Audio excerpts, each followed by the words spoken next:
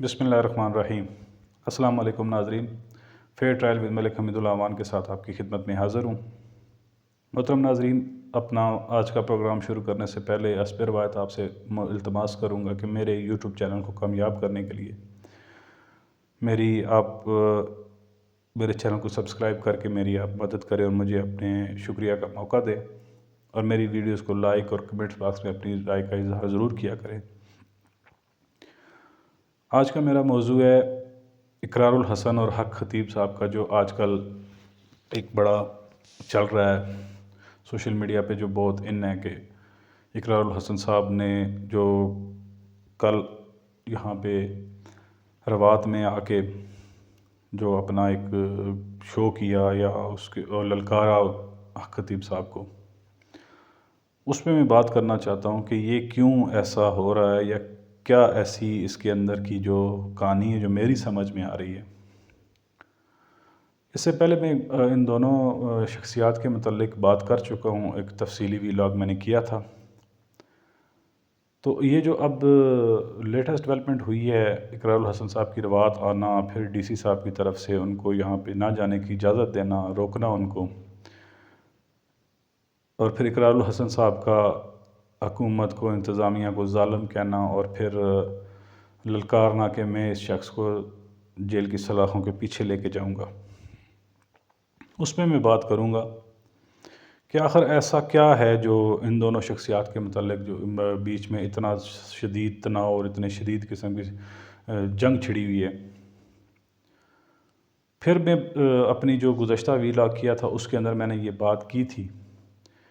कि कराची से एक बंदा चलता है और आके उसको एक बंदा मिलता है जो हक खतीब नाम का, फिर वो आके उसके ऊपर ललकारता है और फिर आवाम को भी साथ मतवज्जो करता है। फिर अपना टिकटॉक चैनल भी शुरू कर देता है उसके साथ, फिर सोशल मीडिया पे दूसरे जो प्लेटफॉर्म हैं उन पे भी अपना चैनल बना के फिर उसके ऊपर एक उस ववेला सा कर देता है। सबसे पहले जो नाज़रीन समझने वाली बात है वो ये है कि मैं गुज़श्ता अपने जो इस मौजू पे व्लॉग था उसके अंदर भी ये बात की थी, आज फिर उसको रिपीट करता हूँ कि फ़र्ज़ करें एक थाना की हदूद है, वो 20-25 किलोमीटर की हदूद है, और थाना की अगली दीवार के साथ से ही मंशियात का बिकना, मंशियात का पीना शुरू हो जाता है, और आखिरी 25वें किलोमीटर तक पर भी जाके यही पोजीशन है। मैं एक फ़र्ज़ी कहानी आपके सामने रख रहा हूँ आपके समझने के लिए। लेकिन SHO साहब को एक जोश आता है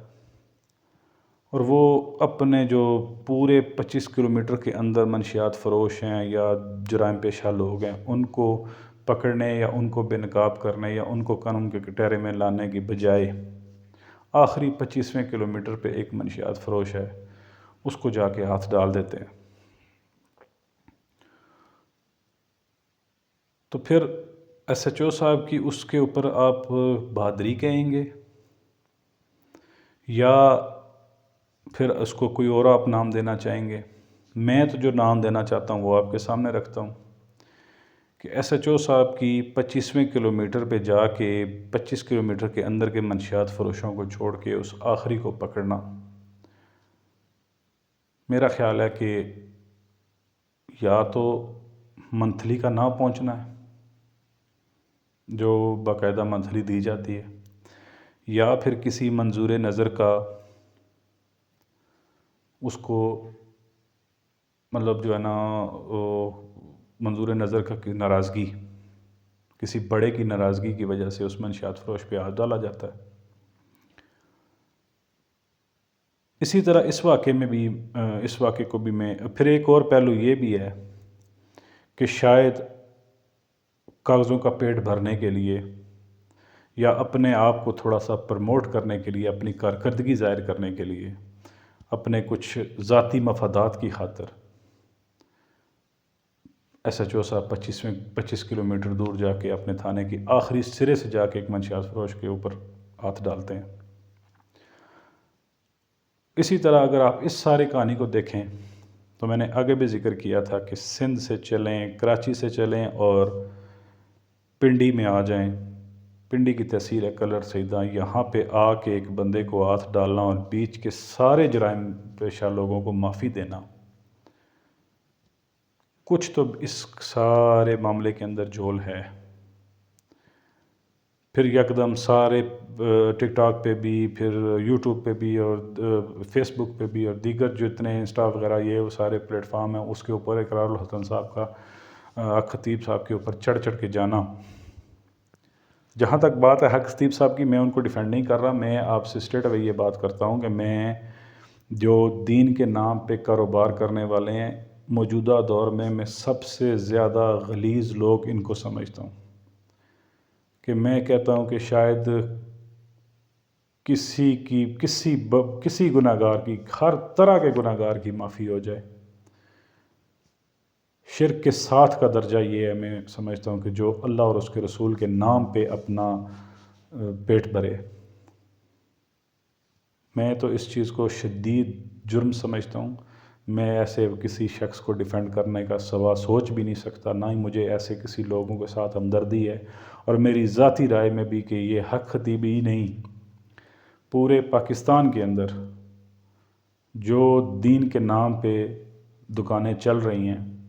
چاہے وہ آپ کو دین بیان کرنے آنے والے جو علماء کرام ہیں، جو لاکھوں روپے لے کے آتے ہیں آپ کے سامنے دین پیش کرنے کے لیے، بھی لاکھوں روپے لے کے اور کمٹمنٹس لے کے، اور ساتھ میں اوپر کے جو ہیں ان کی الگ سے کمٹمنٹس لے کے اور سفری اخراجات لے کے آتے ہیں۔ اسی طرح جو نعت خوان آتے ہیں جن کے اوپر یوں پیسے پھینکے جاتے ہیں، 10 20 20 50 50 100 کی کاپیاں پھینکی جاتی ہیں، ان ساروں کا، ان کو سب کو قانون کے کٹہرے میں لانا چاہیے، اور ان کو دین فروش ملا ڈکلیئر کرنا چاہیے، ان کو دین فروش پیر، ان کو دین فروش ثنا خان ڈکلیئر کر کے اس سارے کھیل کو بند کرانا چاہیے۔ میں تو اس چیز کا خواہشمند بھی ہوں، اور اپنے اداروں سے یہ اپیل بھی کروں گا کہ بالکل اس طرح کا ایک کریک ڈاؤن ہونا چاہیے، کیونکہ دین کے نام پہ جو یہ لوگوں کو لوٹتے ہیں، یا دین کے نام پہ یا چندے کے نام پہ یہ غریبوں، مسکینوں، یتیموں، بیواؤں کی زکوٰۃ تک ہڑپ کر جاتے ہیں، اور پھر وہ جسم فروشی یا چوری ڈکیتی پہ لگ جاتے ہیں لوگ جو مستحق لوگ ہیں، کھالیں تک یہ نہیں چھوڑتے۔ میں سب کو میں نے یہ چینل بنانے سے پہلے یہ آپ سے کمٹمنٹ کی تھی کہ میں کوئی لگی لپٹی نہیں رکھوں گا، جو سچ ہے وہی بات کروں گا، چاہے کسی کو اچھی لگے یا بری لگے۔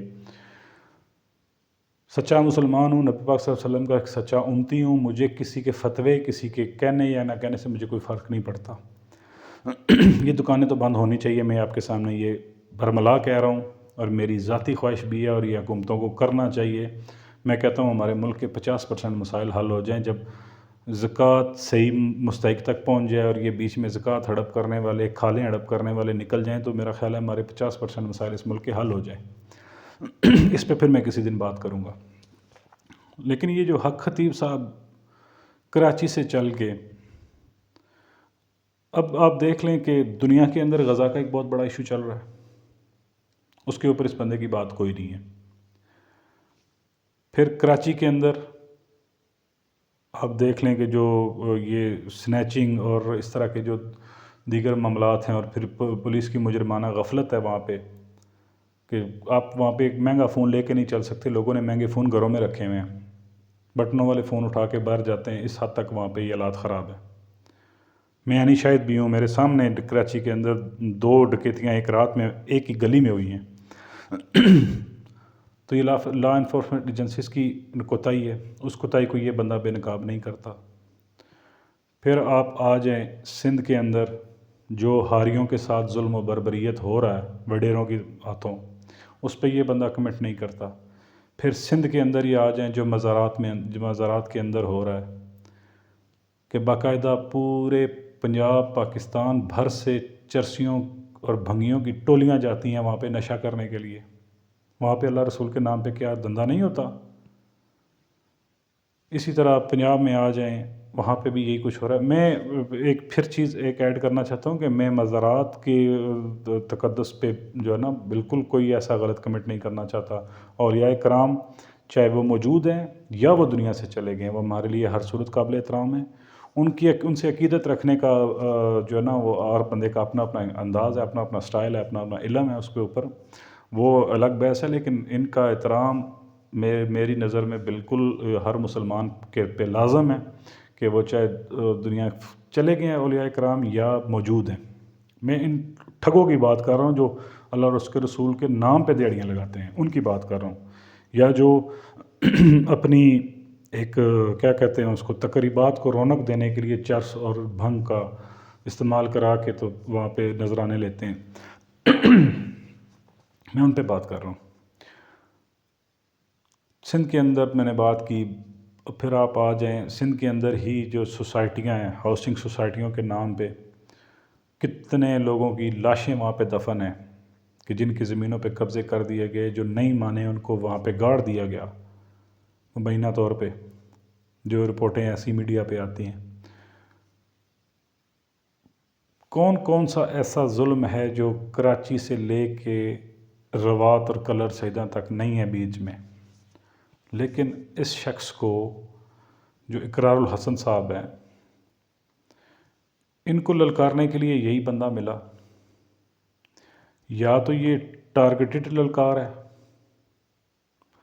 یا پھر اسے آپ کہہ سکتے ہیں کہ یہ کرائے کی للکار ہے، یا پھر اپنا آپ پروموٹ کرنے کے لیے یہ للکار ہے۔ جو ایک سید زادہ ہوں یا یہ جو طریقہ کار ہے، یہ میرا نہیں خیال۔ اگر آپ کو اس کے اندر کوئی غلطیاں نظر آتی ہیں، آپ کو عورتوں بچوں کی عصمتوں کے ساتھ کھیلتا یا بچوں کا قاتل وہ نظر آتا ہے، تو آپ اس ملک کے اداروں کا دروازہ کھٹکھٹائیں۔ یہ اس طرح کی پروموشن یا اس طرح کی ٹارگٹ آپریشن کی میرا نہیں خیال کہ کوئی ضرورت ہے، اور اگر ضرورت ہے تو پھر کراچی سے ضرورت ہے، نہ کہ 1400-1500 کلومیٹر دور یہ ضرورت ہے۔ تو اس لیے میں اس سارے کہانی کو تو ڈرامہ ہی سمجھتا ہوں کہ اس میں کوئی وہ دین کی ہمدردی یا اس طرح کا معاملہ نہیں ہے۔ یہ کچھ ذاتی رنجش، کچھ ذاتی مالی مفادات یا کچھ ذاتی پروموشن کا رولا ہے جس کی وجہ سے یہ سارا کھیل چل رہا ہے۔ اور مبینہ طور پہ ایک اور بات ہے جو مجھے ایک حق خطیب کا ہی جو چاہنے والا ہے، اس سے میری بات ہوئی تھی، تو ان کے حلقوں میں یہ بات پھیلی گئی ہے جی کہ 15 کروڑ روپے کی ڈیمانڈ کی گئی تھی جو پوری نہیں ہوئی۔ مبینہ طور پہ میں کہہ رہا ہوں، لیکن کچھ تو ایسا ہے کہ جو یہ جنگ اب دونوں کی پرسنل جنگ ہو چکی ہے۔ اگر حق خطیب کا جو یہ ٹھیا ہے یا یہ جو ٹھکانہ ہے، اگر تو اس کو حکومتی سطح پر ختم کیا جاتا ہے تو میں اس کو ویلکم کروں گا جی، بالکل کرنا چاہیے۔